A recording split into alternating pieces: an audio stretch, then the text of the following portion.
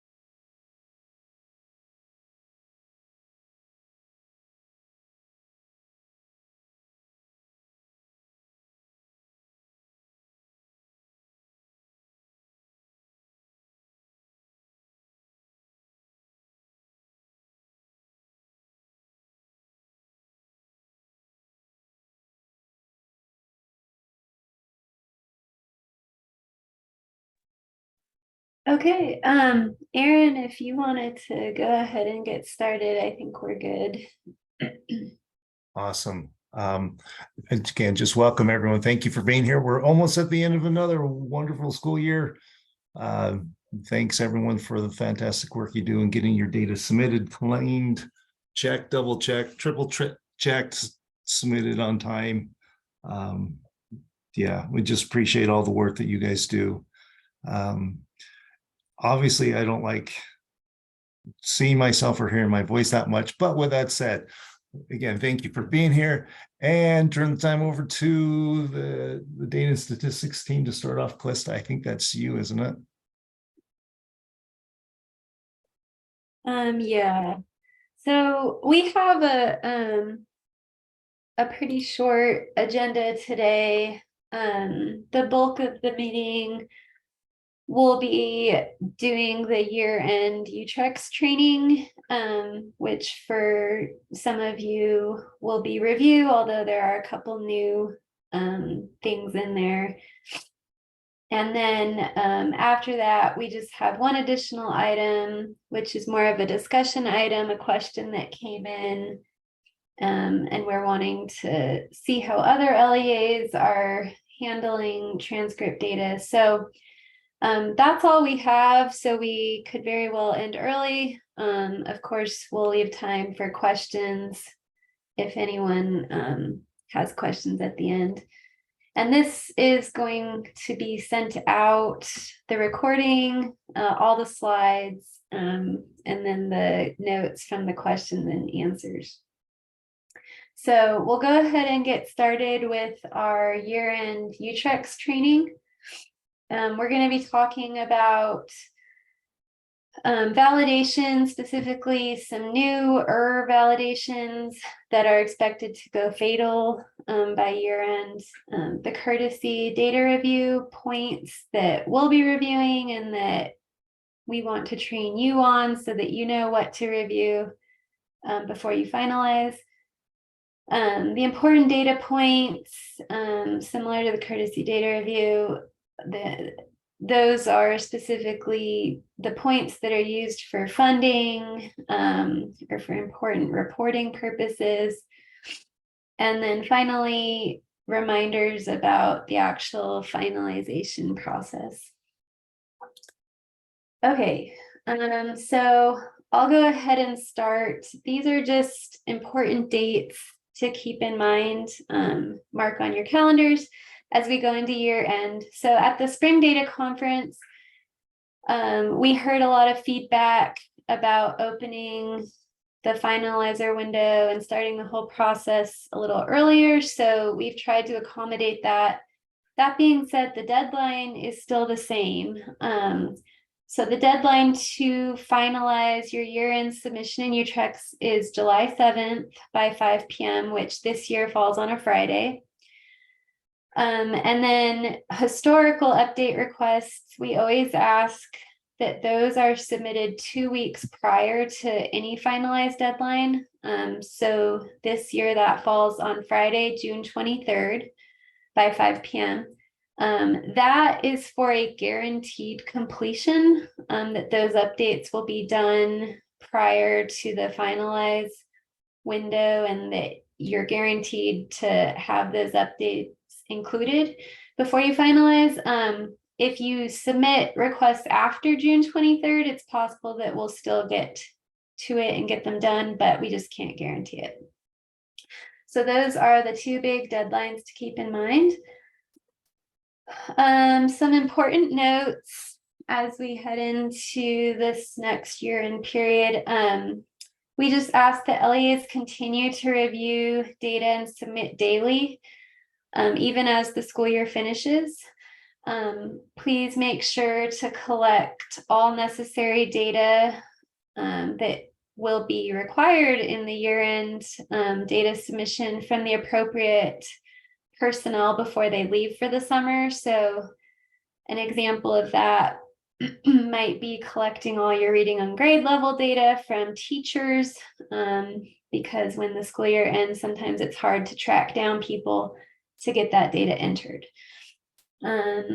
Another reminder, please review and finalize data in UTREX prior to the deadline, which you have up until July 7th. And then make sure to have the appropriate personnel, whether that's yourself or if you have a team of people, just someone that's available to actually finalize, whether that's on July 7th or before that. We just need someone from every LEA to be able to do that for themselves. We cannot press the button for you. And then another note on that, even if you finalize and you do it early, let's say you finalize in June, you leave for vacation, you're done. We still need to be able to contact someone from every LEA in the event that we find something wrong with the finalized submission. That is always a possibility. And so we just need to have somebody available, whether that's by email or phone, that we can contact in the event that something needs to be refinalized or fixed. And that goes all the way through the 7th. So it's possible that we contact you on July 7th or July 8th even. So just keep that in mind, that those circumstances can always happen, even if you get done early. You can finalize at any point prior to the deadline once that window is made open. The goal to open the window this year is June 12th, which I believe is a Monday. So this is a bit earlier than usual. So we're hoping that meets LEAs halfway on wanting to get it done sooner, and still allows other LEAs up until the 7th who need longer. And so again, that is the goal. We'll send out an email and let you know for sure on the 12th. Sometimes there's technical issues, but if all goes well, the finalized button should be available starting June 12th. And again, you can resubmit and refinalize as many times as you need to up until July 7th. And then we strongly encourage you, before you press that button, to review the courtesy data review letter that we'll provide for all LEAs. We will be doing those reviews this year, starting on Monday. So we moved it up a few weeks, hopefully to allow those that want to finalize earlier to be able to do so. So we will be starting those reviews next week. If for some reason you need yours, at the beginning of that window, you can email myself and we'll try to prioritize yours to go first. Otherwise, you can expect to receive an email with your courtesy review letter sometime next week. Sometimes it goes into a second week, but for the most part, those should be completed in the next 2 weeks. So if you don't receive something, please reach out to me. And then after we do that for every LEA, if you want a second or third review, you can always contact us to do that. Here's an example of what that letter will look like. And again, it will be sent as an attachment in an email.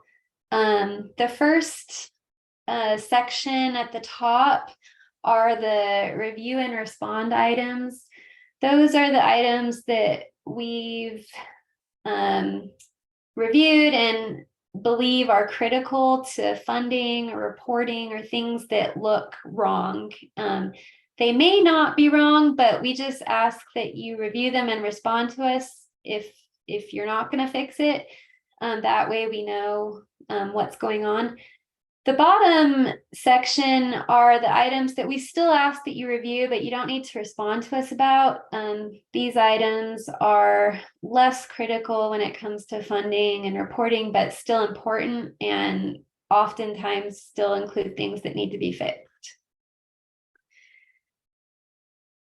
All right, so this is a list of important data points that we will review at year end, and that you can also be reviewing on your own.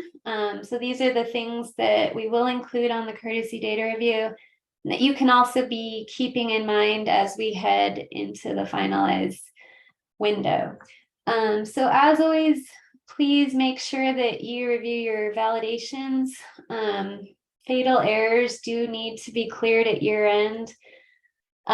In most cases, there might be an exception, but for the most part, those need to be cleared. I put in green newer validations. They're not brand new. They're things that you have been submitting. But the difference is that they're expected to go fatal in this submission, whereas they've been warnings up until now. So just keep those in mind. Those are the 3 absence fields: the enrollment validation type field, the physical address fields, the SRO and LEO related fields. Those are those 5 incident fields. The retaliation field, which is also on the incident record, and then the early numeracy data. And then warnings that can become fatal after the last day of school. So an example of that would be early numeracy data, or the reading on grade level intervention data. So just keep those in mind, because they might look like warnings one day, and then as soon as the end of the school year hits, they become fatal errors. Warnings in general should always be reviewed. Enrollment and membership data, demographic counts, your reading on grade level and early numeracy statuses. Those are all 3 statuses. So beginning of year, mid-year, and end of year. The reading intervention and early numeracy intervention statuses, kindergarten type codes, incident data, The services offered flag, that is for special ed students that have more than 10 days of disciplines.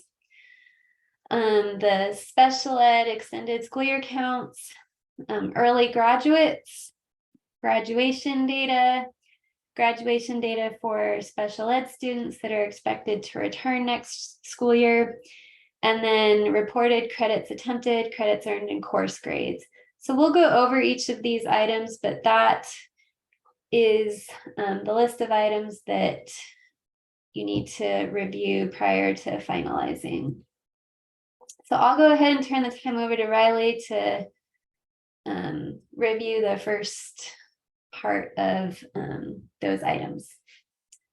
Alrighty, thanks, Calista. So yes, fatal errors. Fatal errors block records or parts of records from coming through to UTREX, and this has ramifications because it can affect funding. And so really try everything you can in order to correct these errors.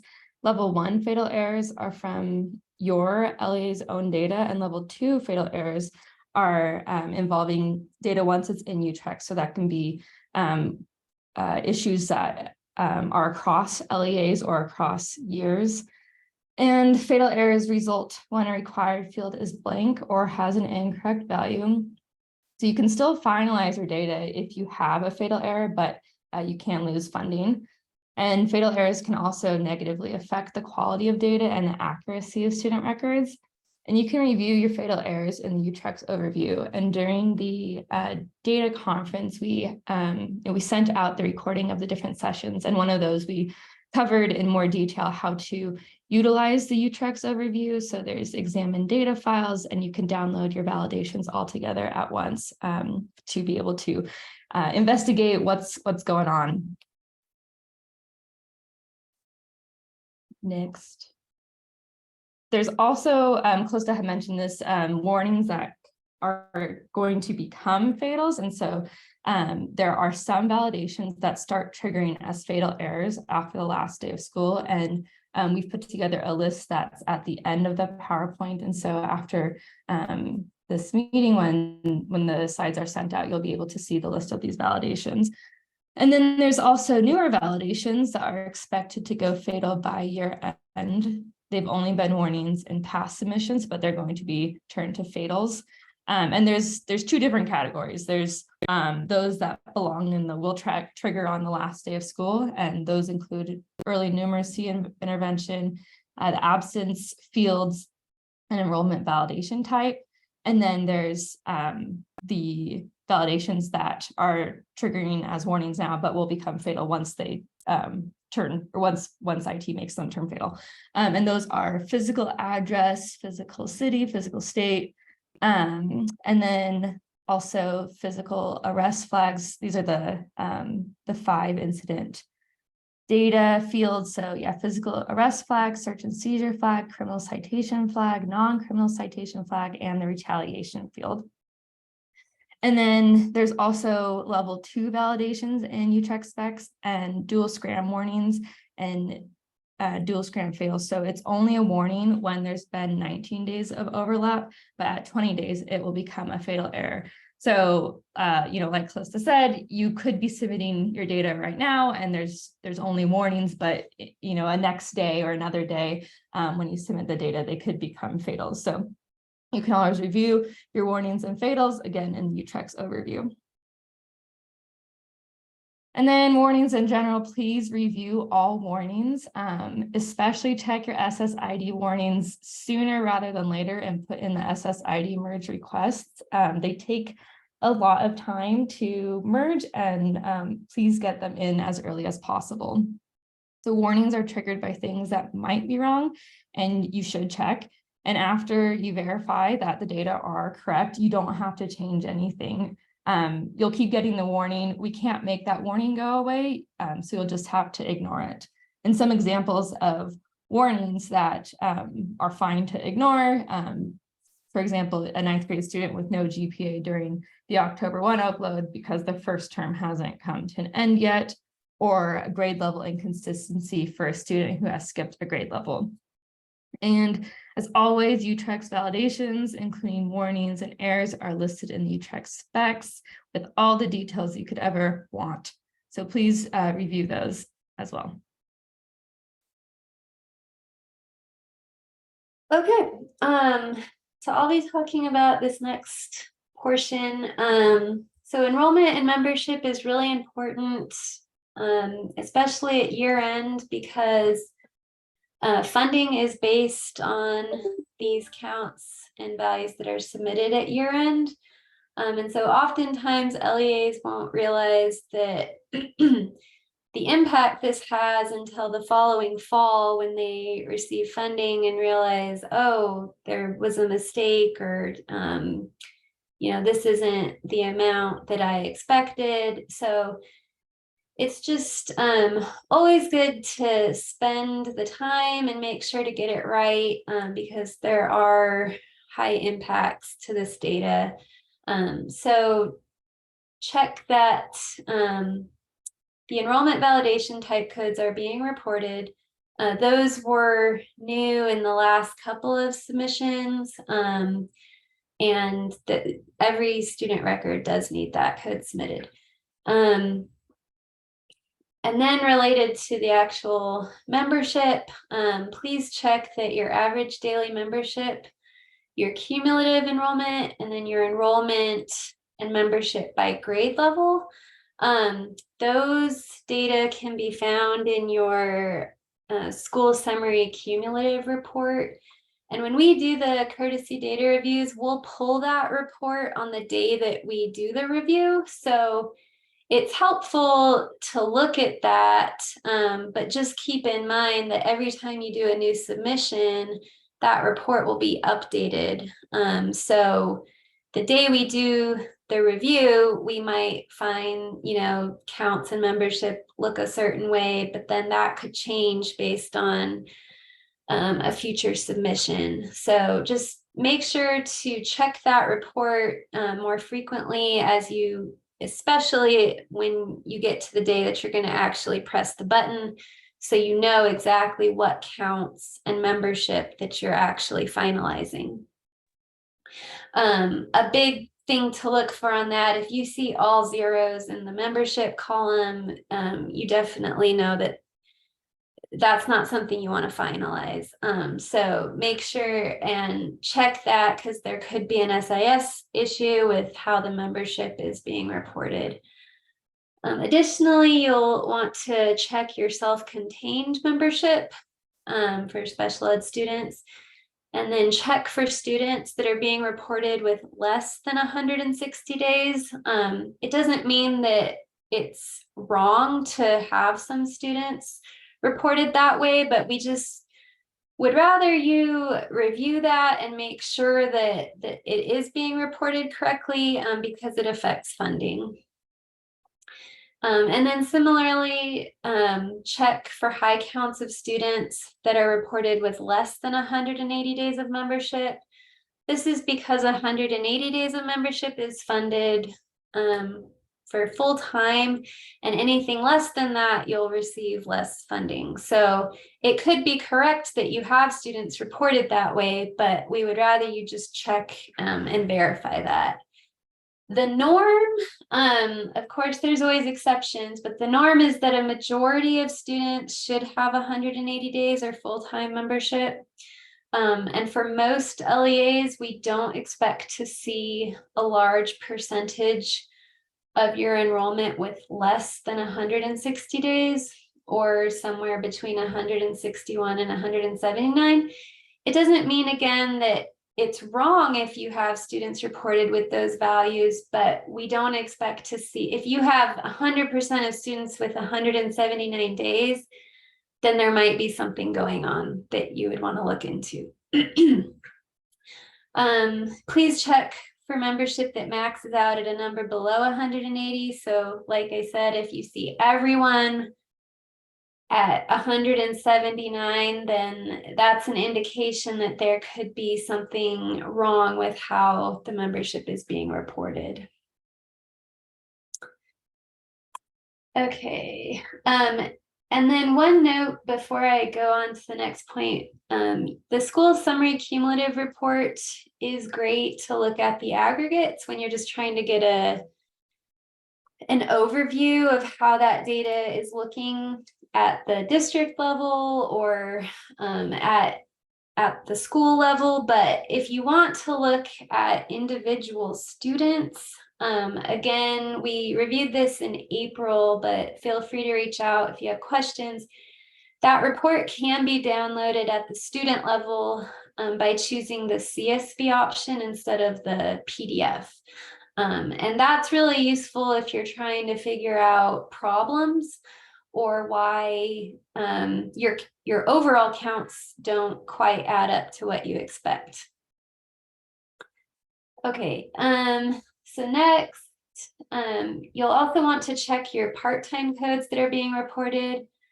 And these include the H for homeschool, P code for part-time private school, and then the S code, which are for students that are part-time for some other reason. Again, the reason behind us asking you to check that is just for funding purposes. So anyone that is not reported as full-time is not going to receive the full amount of funding. Also, please check the enrollment and membership for your SCRAM, YIC, part-time, and resident status. That can all be found on that same school summary cumulative report. What we look for when we review your data is we'll compare what's currently being submitted in UTREX. So the day we do the review, and again, that changes every day, but the day we do the review, we'll pull the data from UTREX and we'll compare that with last year's finalized data from year end. And we'll look for big changes, whether that's up or down. And we'll also look if there's anything not being reported altogether, so zeros. And we try to catch potential problems, but of course, we don't always catch every single thing. So we also ask that you do the same, and that report does show the prior year column as well as the current year. So you can also be looking at that in addition to us looking at it. And then on the bottom is just where you can find that school summary cumulative report. It's in UTREX reports under year end. And again, you can download the PDF or CSV file, depending on if you want to look at student level data or the counts at the aggregate level. And just a note on that report, we have made some changes that you might notice. We've added a couple columns, and then we've added some new data fields that were not previously on there. So we're still kind of in the process of getting those added, but we hope that that will make that report even more useful. Okay, here's what that report looks like for those that are not sure what I'm talking about. When you download it, you'll see one thing that we added, which I think is a good addition, is that you used to only see the date and timestamp of the day that you downloaded it, but now it will actually show the date and timestamp of the submission that the data is based on. And that doesn't always match up. So that is really valuable because then you'll know where these counts are coming from, what submission. And then we added this column for the percent of students reported with 180 days of membership. This one shows all zeros just because we pulled this earlier in the school year when this hadn't been reported yet. But if we get, to the last day of school and you're still seeing all zeros, either there's a problem with your data, or there's a problem with the report. So let me know if you see any issues with that. But this is what the report looks like. This is where you can review the current year and the prior year data. memberships on the right, the counts are on the left, and it has it by all the YIC, special ed, part-time, resident status, that's all over here. And this is just one page of that report. Okay, and now I'll turn the time over to Stephanie. Thank you, Lisa. So now we're talking about the demographic counts. Please double check the demographic counts. Like Lisa mentioned, or look for big and extended changes as compared with the previous year. So for example, Hey, if you- Stephanie, sorry to interrupt Yes. you. We're having a hard time hearing you. I don't know if there's something going on with your mic, maybe.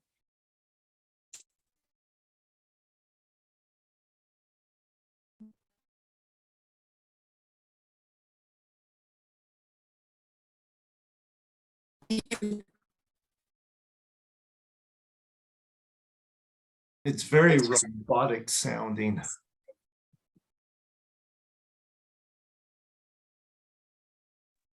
Maybe you guys can go on to talk about some other sessions. I'll be back to talk about this. It's sounding better now. Try it again. Okay. That's much better. So. Can I go ahead? Go ahead and continue, and we'll let you know if it sounds bad. Sorry about that.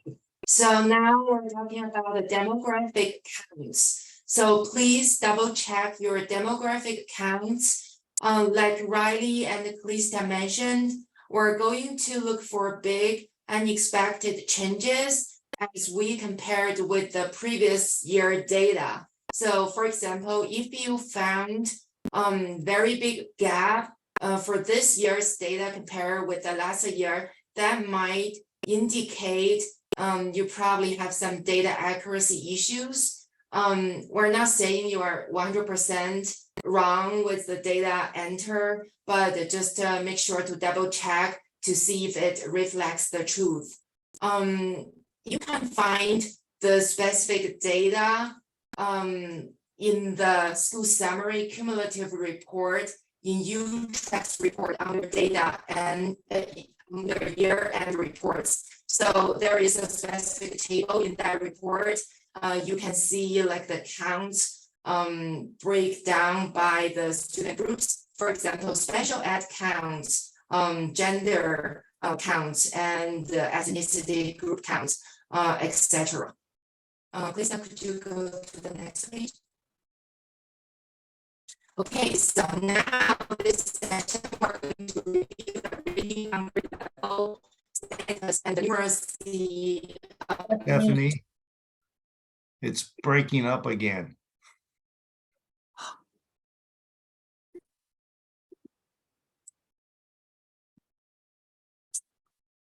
Go ahead and try it one more time.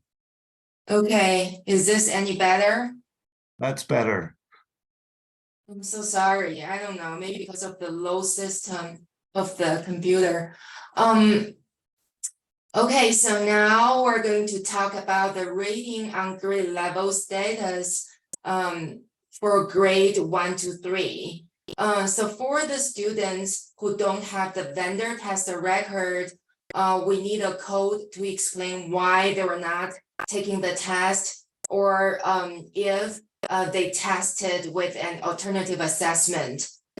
So the most common code that we were expecting to explain why the student didn't take the test are including AY, AN, OS, or U. So the AY means for the student, so the AY and AN for special ed student specifically. So if the student was designated with AY, it means the student took alternative rating assessment and making accurate progress toward goals.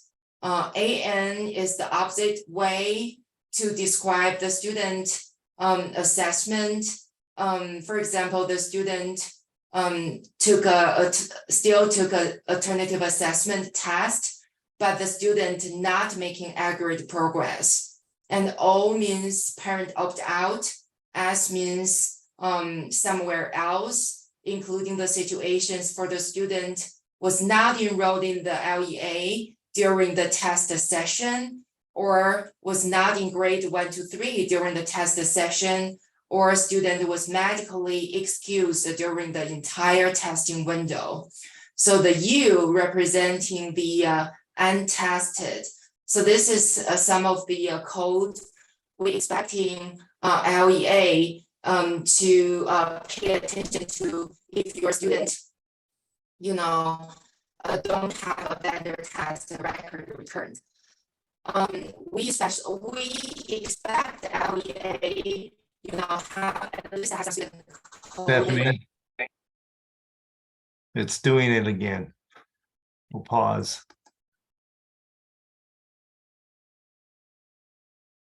Is this better? Yeah, sorry, we'll just keep stopping it, and it seems like whatever's happening clears it up. Yeah, I'm so sorry about that.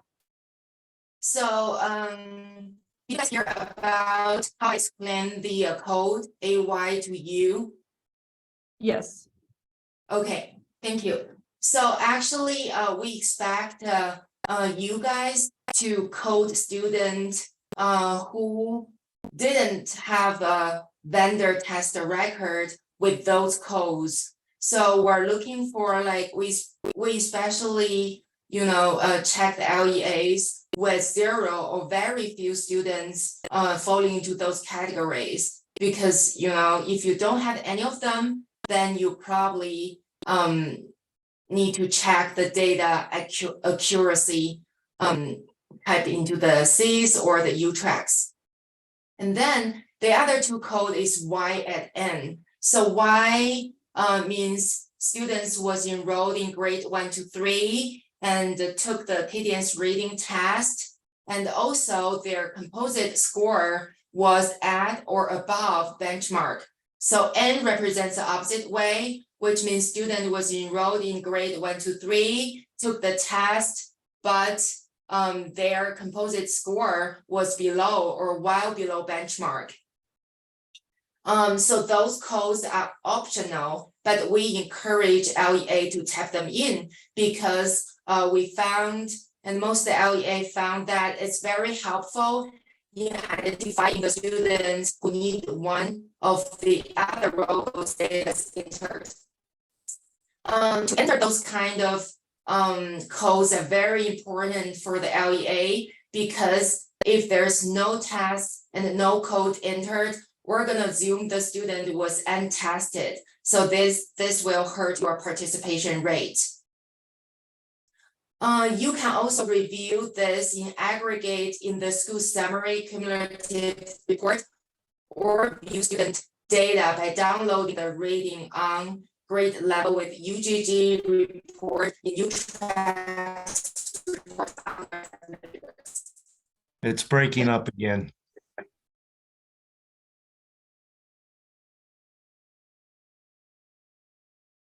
Is this better? Not yet.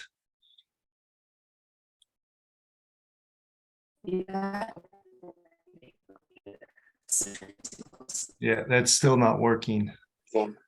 How about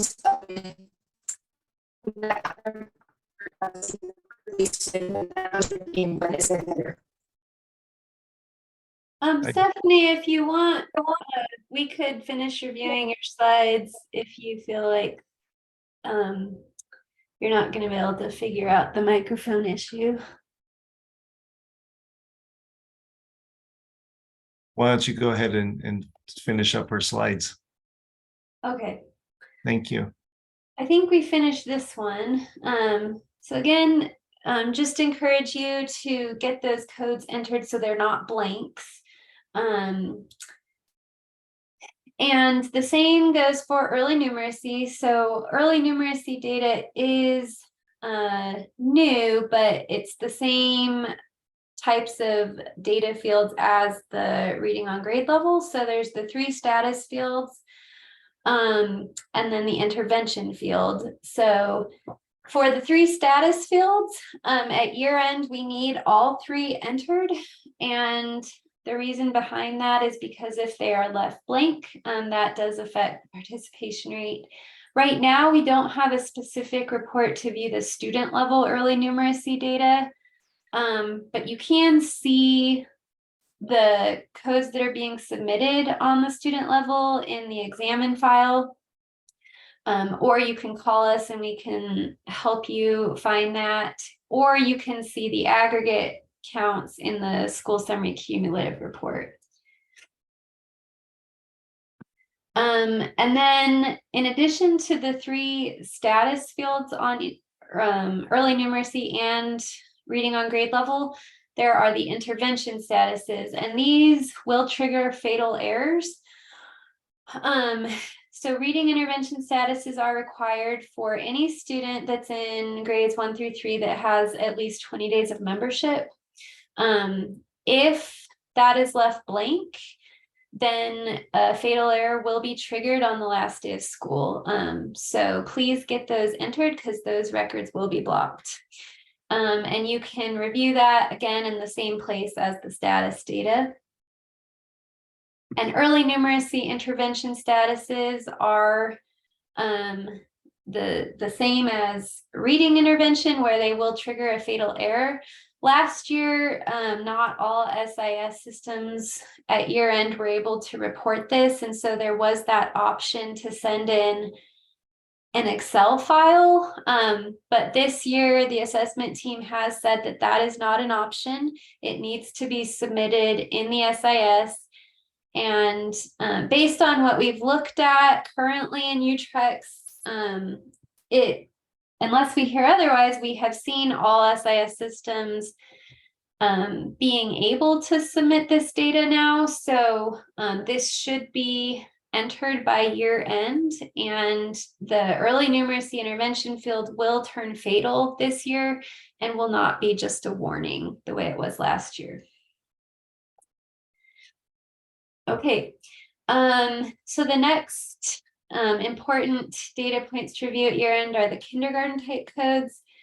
So last year we updated the UTREX specifications and trained LEAs that only 3 codes should be reported, and that was the full day code, FN, the extended day code, EN, and the half day code, NN.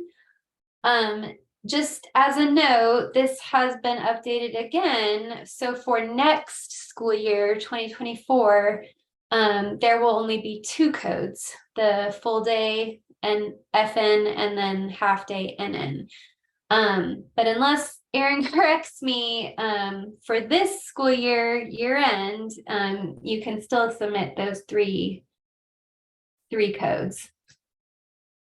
And this school year, 2023, the kindergarten type codes will be used for WPU calculations. So students with a regular half-day kindergarten, which is the NN code, will still receive 55% of their average daily membership, while students with full-day kindergarten, or the FN code, will be funded at 100% of average daily membership. So that is new for this school year. We will review this data by checking, as we do a courtesy data review of an LEA, we have a list that we've gotten from the teaching and learning specialists that are over kindergarten on all schools that receive any type of funding to provide those other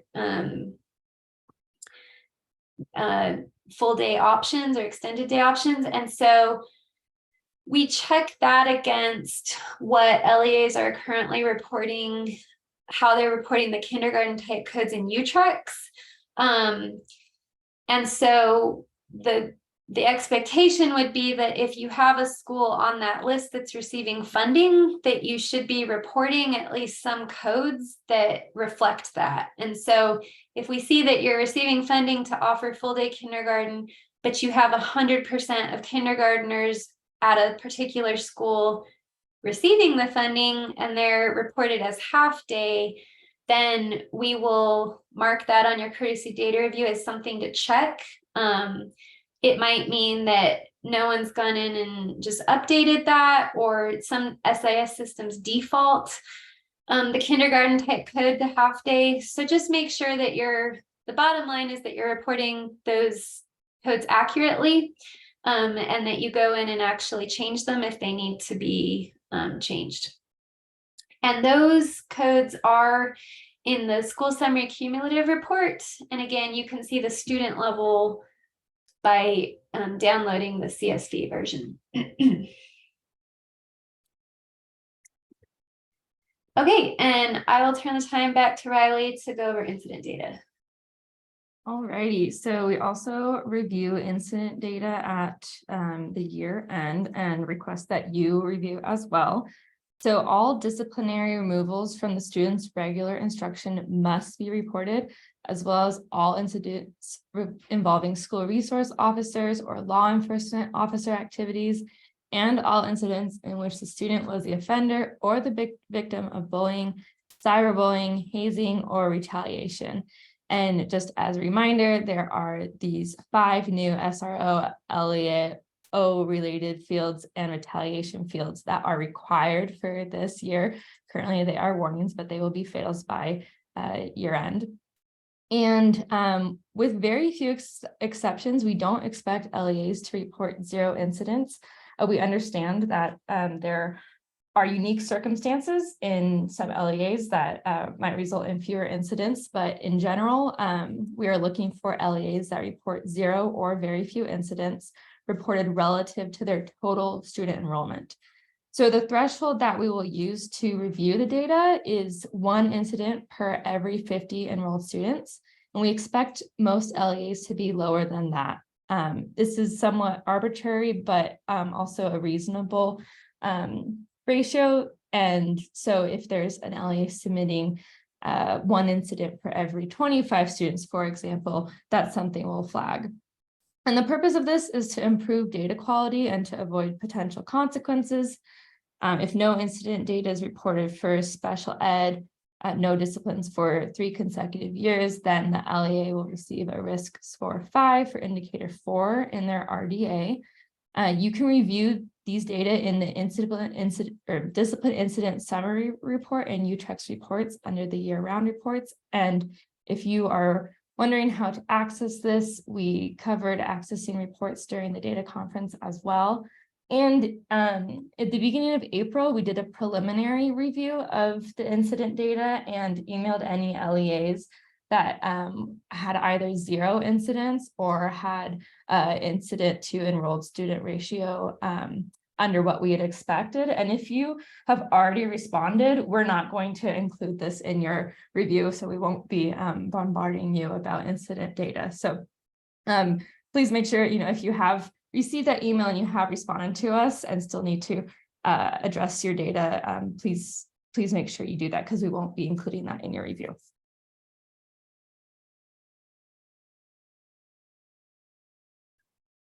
All right, so just as a reminder for reporting the incident data to the state, when you are reporting incident data from the SIS to UTREX, if you are a Compass user, you need to check the report to state box.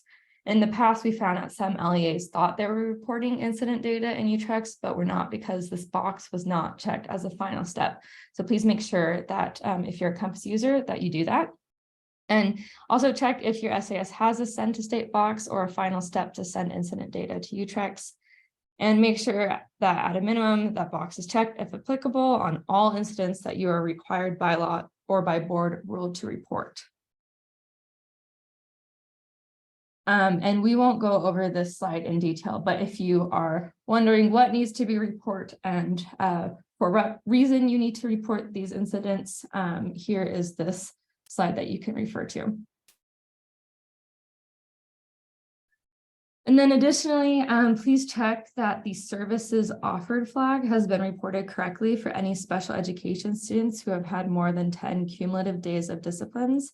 And you can also check this in the discipline incident summary for SPED report and the UTREX reports under the year-round reports.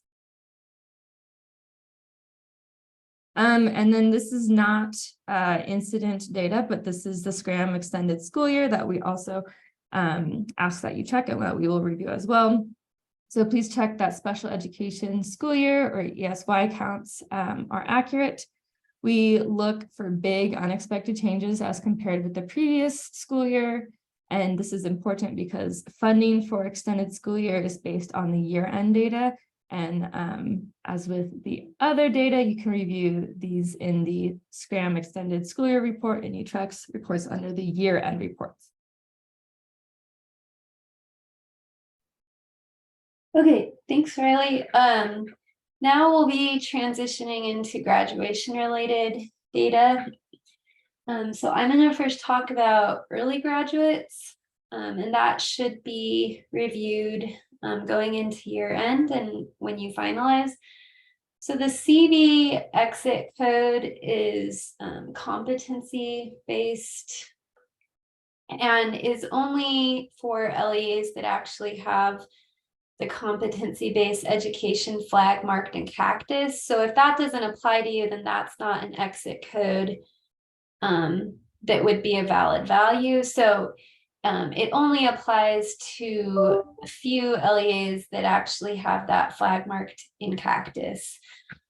But it is for early graduates. So if you do have that flag marked in cactus and you have students that are graduating earlier than the end of their 12th grade year, then you can use that exit code.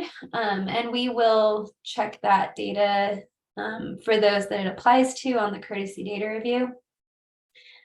And then something that we have emailed some LEAs in the past and gotten different feedback, but one thing that we've done when we check the CV exit code is we've looked at any LEA that has that flag because we would expect that they would have some students graduating with that code. And so when we saw 0, we would notify that LEA. But then some LEAs told us different reasons why they weren't using it. So if that applies to you, just let us know what's going on. We want to make sure that that exit code is working properly and being used when it should be used, but we also want to understand if there's issues going on with it. And then for other early graduates in regular LEAs, both a high school completion status code and an early exit code must be submitted in order to receive the funding that is associated with that. So the code that would be used is the 11 exit code. There's a common misunderstanding that that can only be used for students in 11th grade, but the 11th exit code is for any early graduate in grades 9 through 11. So you can be in grade 9, 10, or 11. And again, when you use that exit code, those students will be counted in their cohort graduation year, but we need that code entered when they exit. Entering this data correctly affects both those students and the LEA's ability to earn funding related to the Centennial Scholarship funding. The aggregate counts for this data is in the school summary cumulative report for all early grads. And I believe in the update we did to that report, we added the CV exit code now. And then you can look at the student level by looking at the CSV. Okay, and then for all other graduation data, at this point in the school year, this is what I'll go over that we're going to be looking at, because again, At year end, we are primarily hoping that you are reviewing all the codes that you're submitting correctly, as best as you know right now. But you will have a period of time as it relates to, cohort graduation and the single year dropout to update codes between July and October. And we don't even run the cohort graduation rate until after July. So right now, we just want you to be looking at the codes that you're submitting. And it's always easier to get those submitted correctly now. There's also some situations where if you don't enter a code correctly now, it could cause a fatal error next school year on a student. So the specific codes that we'll look at now, again, this doesn't mean if we put this on your data review that it's wrong. We're just asking that you review it. So the WD or code used for withdraw is an exit code, and we will put the count if we feel that it's a large number, just because in the past, there was not a total understanding of what that code was or how it was to be used. And so it got overused. And we've trained a lot on it since then. And so it's definitely a lot better now, but we still mark it just because there are specific circumstances when withdraw should be used versus other codes. So again, just something to review and make sure that you're not using for all students that exit. The implication of these codes that I'm going over, they will turn to dropouts. And so that's another reason to make sure that they're correct. The next one is the GP code, or the graduation pending code. So this code is a high school completion status code, and this is to be used specifically for students who are expected, this is their cohort year 2023, and they're expected to graduate, but they're not quite done. And so at year end that they're going to finish, and they're either going to finish, in July or August, over the summer, sometime before September. And then the idea would be that in the October submission, you would update them to reflect if they graduated. So GP should not be used as a default.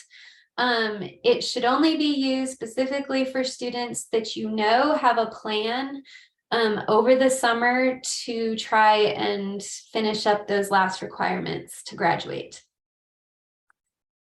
And then again, as a note, GP, if you don't update it, it will be a dropout after October. So just because you use it now, if it's not updated to show if a student graduates, it will be a dropout. AE, which is exit to adult ed, and GE, which is exit to take the GED, will also count as dropouts if they're not updated after or by October. So if you're thinking about your cohort 2023 graduation rate now, just make sure that you get those codes entered as best as you can. And we understand that students change plans, and that's fine. You will have time to update them. But it'll be easier to update fewer students if you can get as much done now as you can. And again, some of these codes will need to be updated regardless. And then finally, if a permanent exit code, so AO, DE, GC, GM, GR, GQ is used, this implies that the student has finished. And so if you use one of those codes now, and then the student enrolls next school year in 2024, that enrollment record will be blocked by a permanent exit error. So again, just enter them as best you can, but if you're not sure on what the student's going to do, it might be best to just consider what's if they have any intention at all of re-enrolling next school year, one of these codes might not be the best option. And there was a question, we typically get fatal errors with GP. Is that normal? I guess I would need a little more information on what the fatal error is. And yeah, we can definitely look at that. I mean, GP is a valid completion status code, so I guess it depends on the situation and what the fatal error is that you're getting. But we can look at that if you want to email me or provide an SSID in an email. Okay, great. Okay, and then I'll go ahead and turn the time over to Malia to talk about graduation codes for special ed students. Yeah, and actually, I wonder with the GP, there was that year that an LEA defaulted all their 11th graders to as having a GP high school completion status code. And so then all of their 11th graders showed up as single year dropouts for the end of their 11th grade year. I wonder if maybe this is something to prevent GP for students that realistically probably should have some other code. I don't know. I just theorizing here. So just something to think about. Okay, so I'm just going to cover graduation codes for special ed students. And actually, I'm not really going to cover them. I'm going to refer you to this fabulous document, the Graduation Guidelines for Students with Disabilities. It includes information about IDEA requirements and FAPE, things like participation in graduation ceremonies. It has a whole bunch of hypothetical situations where you might have more than one high school completion status code that might be appropriate. And it provides recommendations on which code to use based on how that code will be treated in the OSEP indicator 1 and 2 graduation and dropout rates, as well as the 4-year cohort graduation rate. And there's so much more information in that document. So I recommend looking at that if you have special ed students and you're not sure which code to use.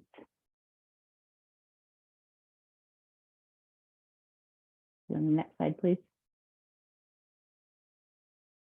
Okay, and I will just give you one example though, and this is probably actually the most frequently asked about one. So you have a student who is, they're in their 12th grade year, the cohort year, they're gonna return next year. And you're giving them a certificate of completion at the end of their 12th grade year. So you could give them the CT code, but also they're returning next year. So then you think, oh, well, maybe I should actually be using the RT code, retained senior. So this is how we would evaluate it to try to figure out which of these codes would be the preferred one to use. So for the 4-year cohort rate, the CT code is an other completer, which means they're neither a graduate nor a dropout. And the RT code is a continuing student, which also means they're neither a graduate nor a dropout. And so neither of these codes provides an advantage in graduation, the cohort graduation or dropout rates. Then if we look at indicators 1 and 2, the OSEP graduation and dropout exit rates. So the CT code, these students will be included in your denominator, but they won't be included in the numerator for either rate. So that actually means that your graduation rate isn't going to be as good because you have a bigger denominator. Your numerator doesn't change.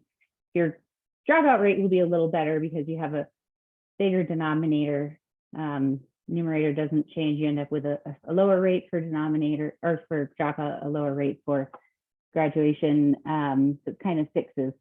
The RT code will be excluded from your indicator 1 and 2 rates. So it's not going to skew the data for either of those rates if you choose the RT code. So in thinking that through, the RT code probably does provide an advantage because it's not making your dropout, it's not making your graduation rate lower in indicator 1. Okay, and then what is indicator 1? So the Office of Special Education Programs for your special ed department, there's the annual performance report, which has 17 indicators. Indicator 1 looks at the count of special ed students aged 14 through 21 who have exited your LEA during that school year. And indicator 1 is the percent of those students who exited as graduates. And then indicator 2 is the percent of those students who were dropouts. Okay, and then just a reminder to review the RA and GA codes carefully. So that's your RA is the students who are going to be retained seniors who are on path to the alternate diploma. And when you use the RA code for a student who's in their cohort year, if that student meets the criteria to work toward the alternate diploma, you can report them with RA and their cohort year will be reassigned until the next year.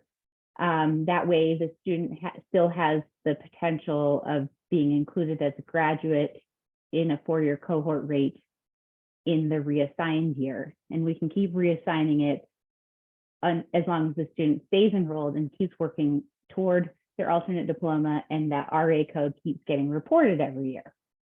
So the courtesy reviews will be looking for students reported with the RA code in 2022 who returned to school in 2023 but have not had an RA or GA code reported. So if these students, if the student is still working toward the alternate diploma, and they're going to come back in 2024 and you want that year to be their reassigned cohort year, you need to make sure you get that RA code reported in 2023. If you don't use the RA code in 2023, these students are going to be in your 2023 cohort.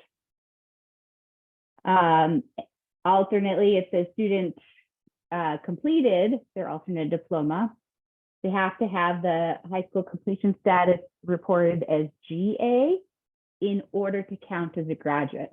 Once a student has had their cohort year reassigned, they are only eligible to be counted as a graduate in a cohort rate if they do the alternate diploma. So you can't use this to give them more time to complete a regular diploma. So if students has a reassigned cohort year and you use the GR, GQ, GM, or GC code, they won't count as a graduate, they'll count as an other completer. So that's tricky, and that's why we want you to, that's why I'm giving you this reminder, it needs to get reviewed carefully.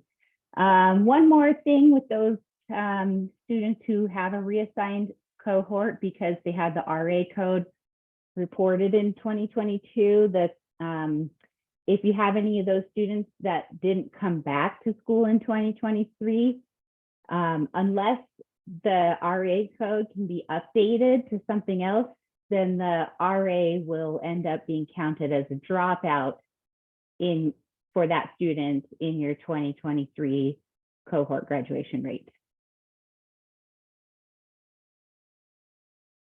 Okay, and then one last thing I just wanted to do a reminder on. So the Scram exit codes, I get a fair number of questions on what's the difference between, for students who are done with school, they're leaving your school, students who are graduating, should you be using the X or the A Scram exit code? And this actually is written in the specs as well. So you can always look for this information, refer to this text here, it's notes 3 and 4 under Scrum exit codes in the UTREC specifications. So the X code is for students who are exiting your school and are not expected to return. So they are done with being enrolled in your school. So this includes students who are transferring, students who dropped out, students who graduated. Don't use the X code at the end of the school year if the student is expected to return to the same school after the summer break. In that case, you use the P code. So it's that promoted to the next grade level or otherwise expected to return to the same school. And then the A code is for students who exited special education but will continue in enrollment in regular placement. So they're not actually leaving your school. They are just exiting special education. That's what the A code is for. Do not use the A code at the end of the school year if the student is not expected to return to school after the summer break. It causes problems if when the student graduates at the end of their cohort year, if they have the A code, because the A code means those students aren't going to be included in special ed graduation rate. And I just the other day had an LEA contact me. Out of 13 graduates, 12 of them were given the A code. So their graduation data looked like they had 1 graduate out of 1 special ed student. In reality, they had 13 graduates out of 13 special ed students. I guess it works out to 100% graduation rate either way, but those students not being included in that data had other implications for post high school survey and things like that. So it's important to use the A and the X codes properly.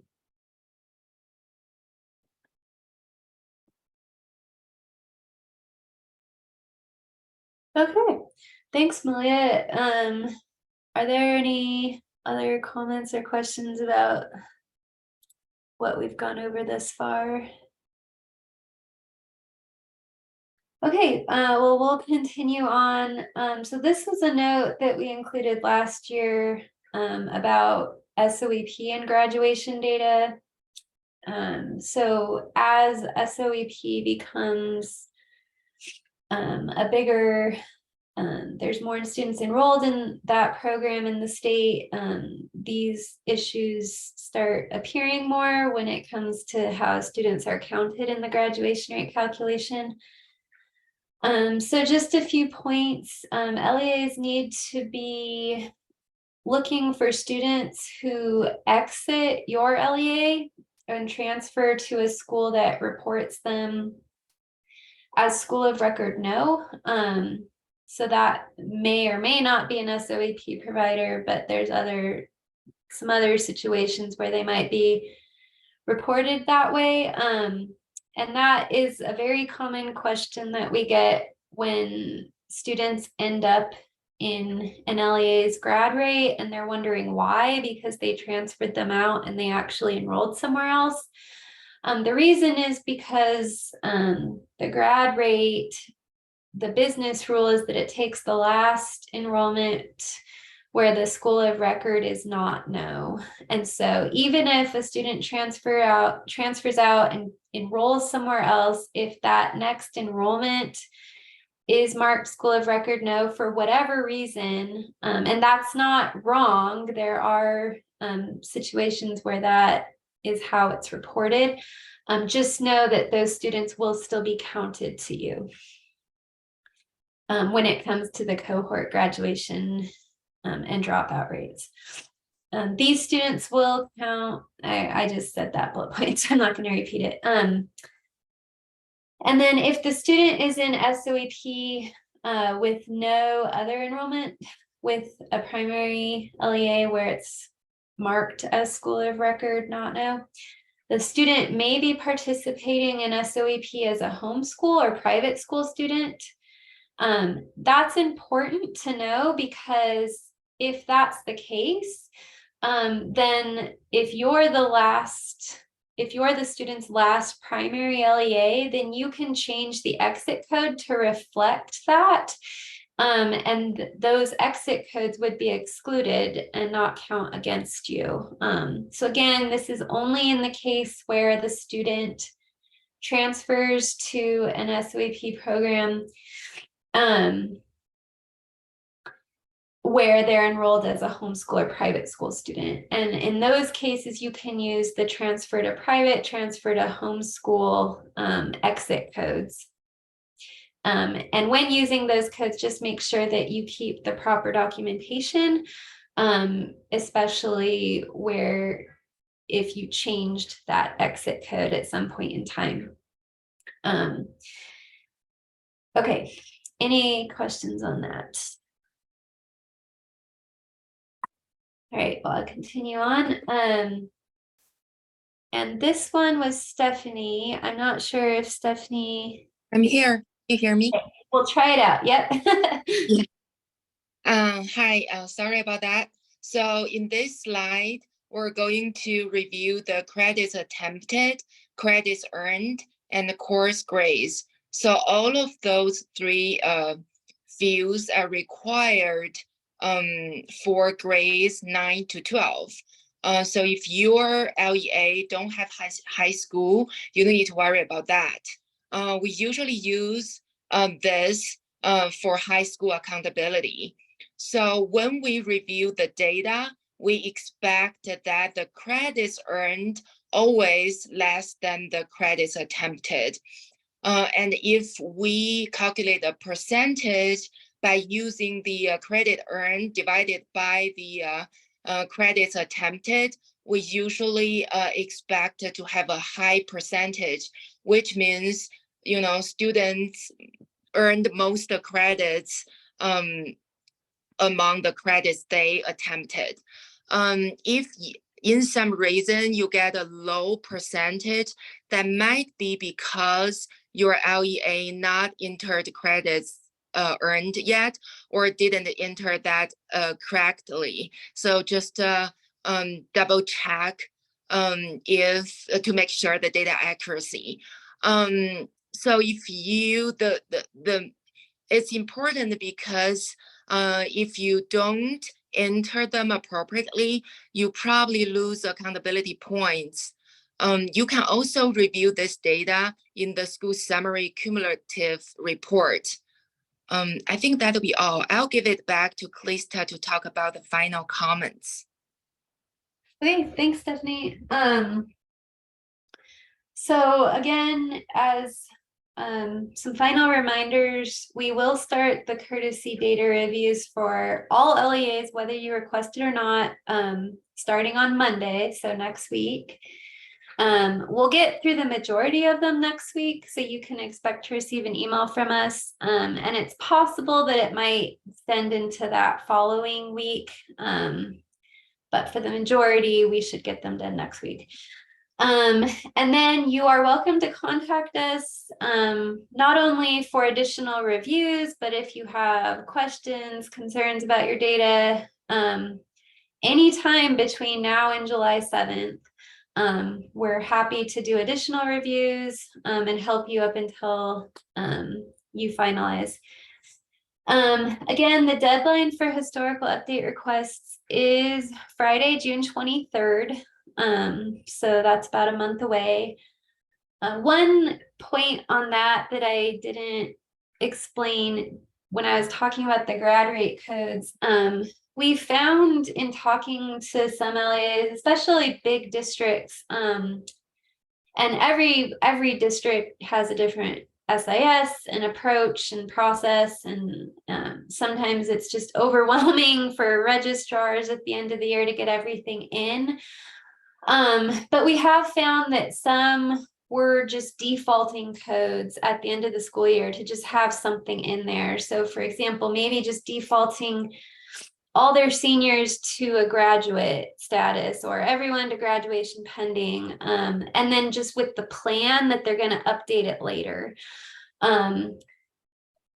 obviously do what you can to get your finalization done on time, but we really hope that you can spend the time now and get those codes updated now as you know the student situation, just because there are some codes that the only way to update them later on is through a historical update request. And the historical update request process is manual, it takes time. It involves multiple teams. And so when it comes to those graduation codes, if you can get those entered as best you can now correctly without having to do historical updates, that is preferred where it's possible. And then same goes with updating using S1X record updates. While some LEAs prefer to just update it later on rather than get it right now, it's always easier to just get it in UTREX in the current year, and then you can avoid having to update past year data once we roll over at the end of July. So that's why that is important. But again, there's always going to be circumstances where the historical update process should be used. And so we encourage you where you have those circumstances to use it. And so those need to be turned in at the end of June. And then final submission deadline is July 7th, 5 p.m. And again, the window is going to be open between June 12th and July 7th. So that gives LEAs almost a month to get their data finalized. If you need to contact data and statistics, this link gives you every person on our team's email addresses. And then there's the general help data statistics email. At the end of this, we have some resource slides for you when we send this out. So this was the slide that we referenced earlier, which goes over validations that will start triggering on the last day of school. So they might look like warnings now, but just be aware that they will turn fatal later on. And then this is a resource slide about where to find important year-end data. So when we've been talking about the different reports, this kind of gives you a guide on where you can find those different reports, and then a link to the current UTREX specifications, as well as the year-end guidance. These have both been updated recently, so we just encourage you to look at the most up-to-date version.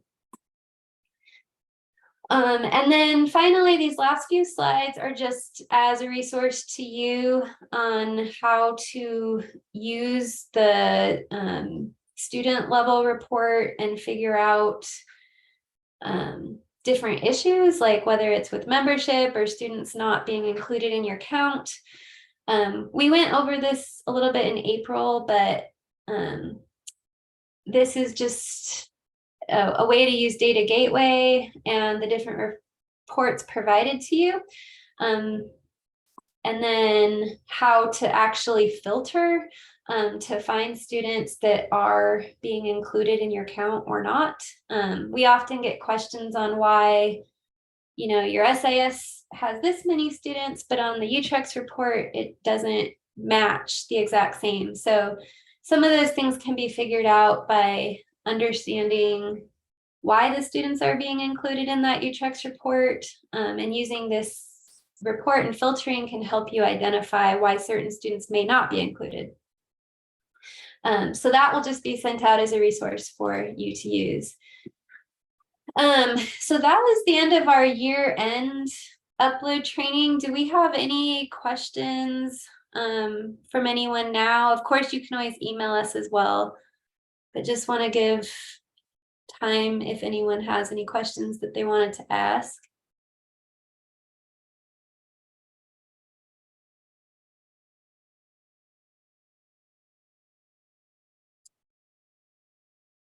And if not, feel free to call us or email us anytime between now and July. The last item that we have is actually meant to be a discussion with LEAs. This came in from an LEA. And so I'll read what the question was from that LEA, and then we're hoping to just see how other LEAs might be approaching this issue. So the question was, currently we are generating a nightly transcript file that we are including with our UTREX submissions. That transcript file from our SIS only includes completed courses and not current or in progress courses. Is this accurate behavior with other SIS systems that other districts are submitting data from? Should in progress classes without any grade or earned failed credit show on the transcript through UTREX? We have a situation where USHE pulled transcripts through UTREX, and there are students who are in trimester 3 courses that are being denied scholarship opportunities because those classes are not being included on the transcript yet. And then the question was, is USHE pulling the correct data, or should they be pulling from course membership where these classes do show? And are we submitting this transcript data incorrectly from our SIS? So we wanted to see if, first of all, if there's other LEAs that have had similar issues, or how you are approaching this in different SIS systems. And you can either raise your hand or put comments in the chat. We'd love to hear feedback on this.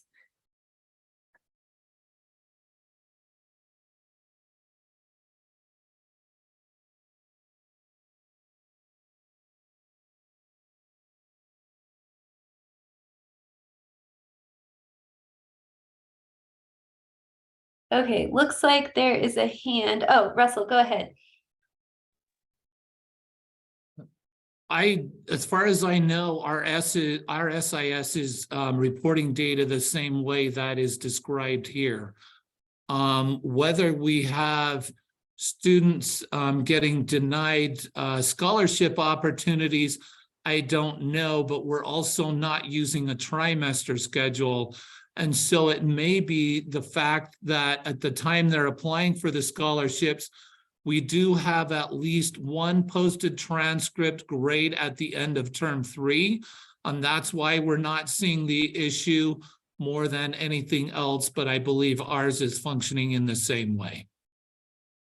Okay, great, thank you. Stacy, did you want to talk about, it sounds like you talked to USHE. I did. We had this issue, and my emails date back to January with Cassidy and going back and forth with USHE.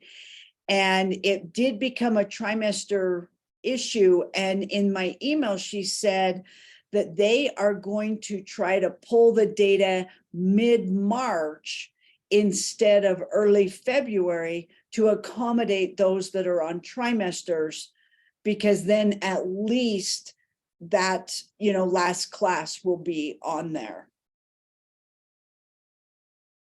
Okay, so was that a current year thing? And I'll let Eric talk from Canyons. It seems like he has a comment. Was she planning to do that this year or going forward next year? Based on the email I have, it sounded like she was going to start this year. Okay, Eric? So this is Eric from Canyons. So I'm the one that submitted the question. And I think that's great if USHE can poll later. The problem with it is if we're in a trimester and we're in trimester 3, the way our system's currently set up, it's not going to send any transcript data until we post final grades, maybe May 26th, the last day of school, when those credits earned are actually posted to the students. So, whether they pulled in February, March, April, it's not going to pull the way our system is currently. And that's where my concern is should we be changing, or should our transcript export be different, which I don't really believe it should be, but just more the question is, should it be different, or do we need to get with USHE and figure out how they need to pull trimester students transcripts or course membership or whatever information they need correctly. So we don't have students doing this, and we're on Skyward, Malia. So. And based on my conversation with Cassidy, she said that they are going to pull current enrollments because that is sent to Utrex. Utrex has the current enrollments as well as the transcript data, and it's important that they look at both of those. Okay.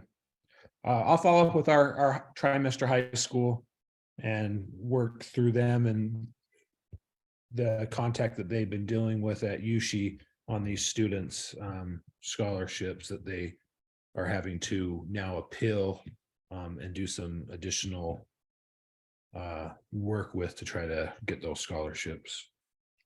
And that has been us for like the past 3 or 4 years. It has been very, very painful.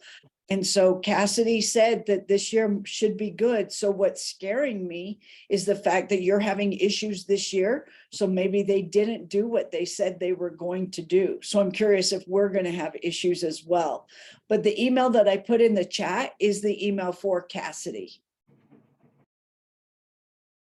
Perfect. I'll reach out to her and follow up with our school, but it sounds like everybody else is reporting the same. So we'll work with USHE and make sure that they are grabbing the right data.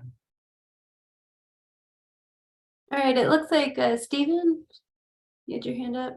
Yeah, so kind of bigger picture, why is this an issue for trimester schools? Because like for the quarter schools, the fourth quarter wouldn't be showing up. So why is the third trimester not showing up, causing a problem? Like, I think it's a bigger question for USHE and how they're looking at the data. And I don't know who the right person to have the conversation with them is, but it just seems weird that this is an issue at all, because I mean, unless they're collecting it during the first trimester, but after first quarter, so schools with 4 quarters are getting at least 1 quarter and schools with trimesters are getting 0, but that doesn't sound like that's the case. So why is this a problem at all? And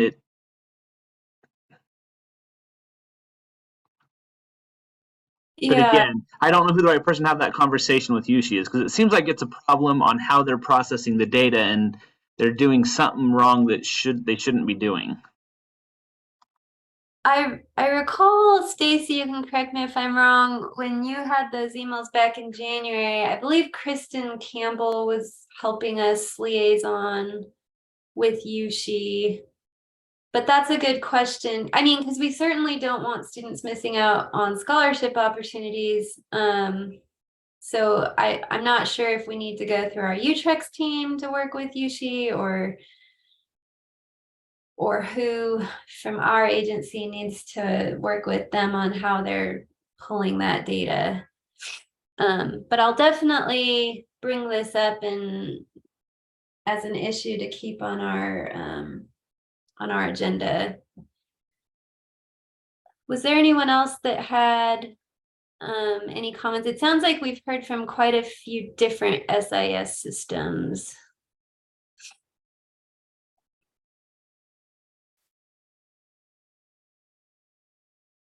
All right. Well, thank you all.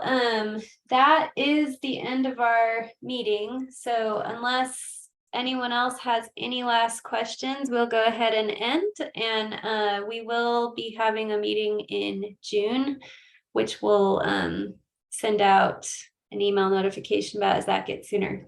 So thank you, everybody. And let us know if you have any questions as we start going into the year-end Utrex submission.